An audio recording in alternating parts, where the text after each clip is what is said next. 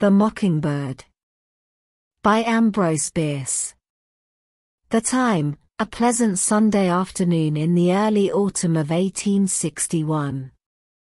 The place, a forest's heart in the mountain region of southwestern Virginia. Private Grayrock of the Federal Army is discovered seated comfortably at the root of a great pine tree, against which he leans, his legs extended straight along the ground, his rifle lying across his thighs, his hands, clasped in order that they may not fall away to his sides, resting upon the barrel of the weapon. The contact of the back of his head with the tree has pushed his cap downward over his eyes, almost concealing them. One seeing him would say that he slept. Private Grayrock did not sleep. To have done so would have imperiled the interests of the United States, for he was a long way outside the lines and subject to capture or death at the hands of the enemy. Moreover, he was in a frame of mind unfavorable to repose. The cause of his perturbation of spirit was this: during the previous night he had served on the picket guard, and had been posted as a sentinel in this very forest. The night was clear, though moonless, but in the gloom of the wood the darkness was deep. Grayrock's post was at a considerable distance from those to right and left, for the pickets had been thrown out a needless distance from the camp, making the line too long for the force detailed to occupy it. The war was young, and military camps entertained the error that while sleeping they were better protected by thin lines a long way out toward the enemy than by thicker ones close in. And surely they needed as long notice as possible of an enemy's approach, for they were at that time addicted to the practice of undressing than which nothing could be more unsoldierly. On the morning of the memorable 6th of April, at Shiloh, many of Grant's men when spitted on Confederate bayonets were as naked as civilians, but it should be allowed that this was not because of any defect in their picket line. Their error was of another sort: they had no pickets. This is perhaps a vain digression. I should not care to undertake to interest the reader in the fate of an army. What we have here to consider is that of Private Grayrock. For 2 hours after he had been left at his lonely post that Saturday night, he stood stock-still, leaning against the trunk of a large tree, staring into the darkness in his front and trying to recognize known objects, for he had been posted at the same spot during the day. But all was now different. He saw nothing in detail, but only groups of things, whose shapes, not observed when there was something more of them to observe, were now unfamiliar. They seemed not to have been there before. A landscape that is all trees and undergrowth, moreover, lacks definition, is confused and without accentuated points upon which attention can gain a foothold. Add the gloom of a moonless night, and something more than great natural intelligence and a city education is required to preserve one's knowledge of direction. And that is how it occurred that Private Grayrock, after vigilantly watching the spaces in his front and then imprudently executing a circumspection of his whole dimly visible environment, silently walking around his tree to accomplish it, lost his bearings and seriously impaired his usefulness as a sentinel. Lost at his post, unable to say in which direction to look for an enemy's approach, and in which lay the sleeping camp for whose security he was accountable with his life, conscious, too, of many another awkward feature of the situation and of considerations affecting his own safety, Private Grayrock was profoundly disquieted. Nor was he given time to recover his tranquility, for almost at the moment that he realized his awkward predicament he heard a stir of leaves and a snap of fallen twigs, and turning with a stilled heart in the direction whence it came, saw in the gloom the indistinct outlines of a human figure. "Halt!" shouted Private Greyrock, peremptorily as in duty bound, backing up the command with the sharp metallic snap of his cocking rifle. "Who goes there?" There was no answer, at least there was an instant's hesitation, and the answer, if it came, was lost in the report of the sentinel's rifle. In the silence of the night and the forest the sound was deafening, and hardly had it died away when it was repeated by the pieces of the pickets to right and left, a sympathetic fusillade. For 2 hours every unconverted civilian of them had been evolving enemies from his imagination, and peopling the woods in his front with them, and Greyrock's shot had started the whole encroaching host into visible existence. Having fired, all retreated, breathless, to the reserves, all but Greyrock, who did not know in what direction to retreat. When, no enemy appearing, the roused camp 2 miles away had undressed and got itself into bed again, and the picket line was cautiously re-established, he was discovered bravely holding his ground, and was complimented by the officer of the guard as the one soldier of that devoted band who could rightly be considered the moral equivalent of that uncommon unit of value, a whoop in hell. In the meantime, however, Greyrock had made a close but unavailing search for the mortal part of the intruder at whom he had fired, and whom he had a marksman's intuitive sense of having hit, for he was one of those born experts who shoot without aim by an instinctive sense of direction, and are nearly as dangerous by night as by day. During a full half of his 24 years he had been a terror to the targets of all the shooting galleries in 3 cities. Unable now to produce his dead game, he had the discretion to hold his tongue, and was glad to observe in his officer and comrades the natural assumption that not having run away he had seen nothing hostile. His honorable mention had been earned by not running away anyhow. Nevertheless, Private Greyrock was far from satisfied with the night's adventure, and when the next day he made some fair enough pretext to apply for a pass to go outside the lines, and the general commanding promptly granted it in recognition of his bravery the night before, he passed out at the point where that had been displayed. Telling the sentinel then on duty there that he had lost something, which was true enough, he renewed the search for the person whom he supposed himself to have shot, and whom if only wounded he hoped to trail by the blood.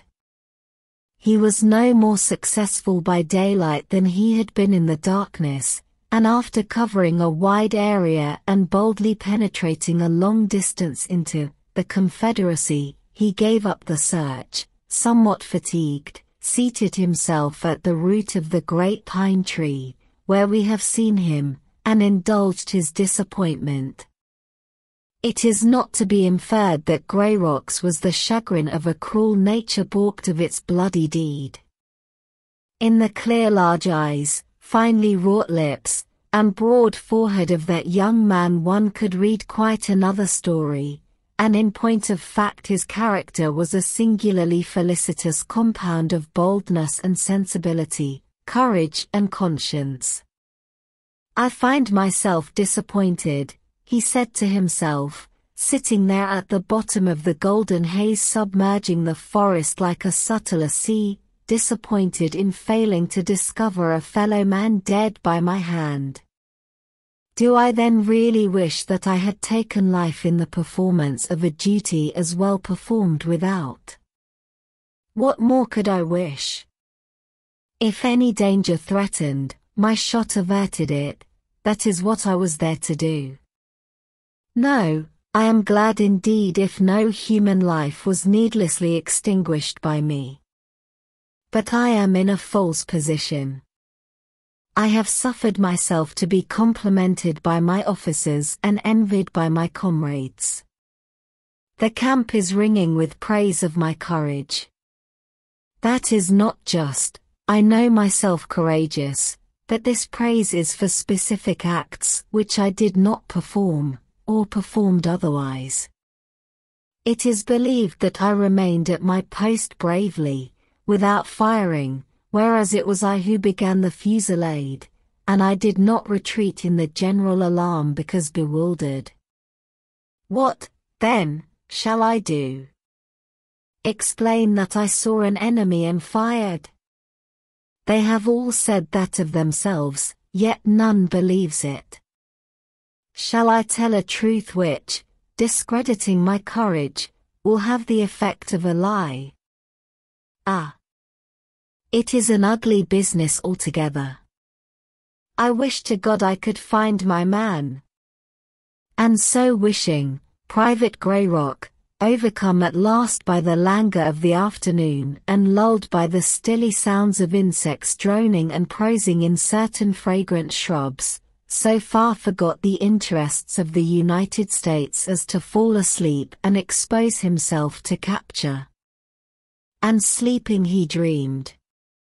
He thought himself a boy, living in a far, fair land by the border of a great river upon which the tall steamboats moved grandly up and down beneath their towering evolutions of black smoke, which announced them long before they had rounded the bends and marked their movements when miles out of sight. With him always, at his side as he watched them, was one to whom he gave his heart and soul in love, a twin brother. Together they strolled along the banks of the stream, together explored the fields lying farther away from it, and gathered pungent mints and sticks of fragrant sassafras in the hills overlooking all beyond which lay the realm of conjecture, and from which, looking southward across the great river, they caught glimpses of the enchanted land. Hand in hand and heart in heart they two, the only children of a widowed mother, walked in paths of light through valleys of peace, seeing new things under a new Sunday. And through all the golden days floated one unceasing sound, the rich, thrilling melody of a mockingbird in a cage by the cottage door. It pervaded and possessed all the spiritual intervals of the dream, like a musical benediction.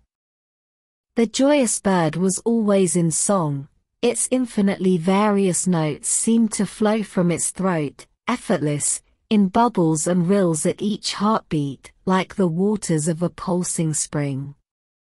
That fresh, clear melody seemed, indeed, the spirit of the scene, the meaning and interpretation to sense of the mysteries of life and love. But there came a time when the days of the dream grew dark with sorrow in a rain of tears. The good mother was dead, the meadowside home by the great river was broken up, and the brothers were parted between two of their kinsmen. William, the dreamer, went to live in a populous city in the realm of conjecture, and John, crossing the river into the enchanted land, was taken to a distant region whose people in their lives and ways was said to be strange and wicked. To him, in the distribution of the dead mother's estate, had fallen all that they deemed of value, the mockingbird. They could be divided, but it could not, so it was carried away into the strange country, and the world of William knew it no more forever. Yet still through the aftertime of his loneliness its song filled all the dream, and seemed always sounding in his ear and in his heart. The kinsmen who had adopted the boys were enemies, holding no communication. For a time letters full of boyish bravado and boastful narratives of the new and larger experience, grotesque descriptions of their widening lives and the new worlds they had conquered passed between them, but these gradually became less frequent, and with William's removal to another and greater city ceased altogether. But ever through it all ran the song of the mockingbird, and when the dreamer opened his eyes and stared through the vistas of the pine forest, the cessation of its music first apprised him that he was awake. The sun was low and red in the west. The level rays projected from the trunk of each giant pine, a wall of shadow traversing the golden haze to eastward until light and shade were blended in undistinguishable blue. Private Greyrock rose to his feet, looked cautiously about him, shouldered his rifle and set off toward camp. He had gone perhaps a half-mile, and was passing a thicket of laurel, when a bird rose from the midst of it and perching on the branch of a tree above, poured from its joyous breast so inexhaustible floods of song as but one of all God's creatures can utter in his praise. There was little in that it was only to open the bill and breathe, yet the man stopped as if struck, stopped and let fall his rifle, looked upward at the bird, covered his eyes with his hands and wept like a child. For the moment he was, indeed, a child, in spirit and in memory, dwelling again by the great river, over against the enchanted land. Then with an effort of the will he pulled himself together, picked up his weapon and audibly damning himself for an idiot strode on. Passing an opening that reached into the heart of the little thicket he looked in, and there, supine upon the earth, its arms all abroad, its grey uniform stained with a single spot of blood upon the breast, its white face turned sharply upward and backward, lay the image of himself, the body of John Greyrock, dead of a gunshot wound, and still warm. He had found his man. As the unfortunate soldier knelt beside that masterwork of civil war, the shrilling bird upon the bough overhead stilled her song and, flushed with sunset's crimson glory, glided silently away through the solemn spaces of the wood. At roll call that evening in the Federal camp the name William Greyrock brought no response, nor ever again thereafter. The end.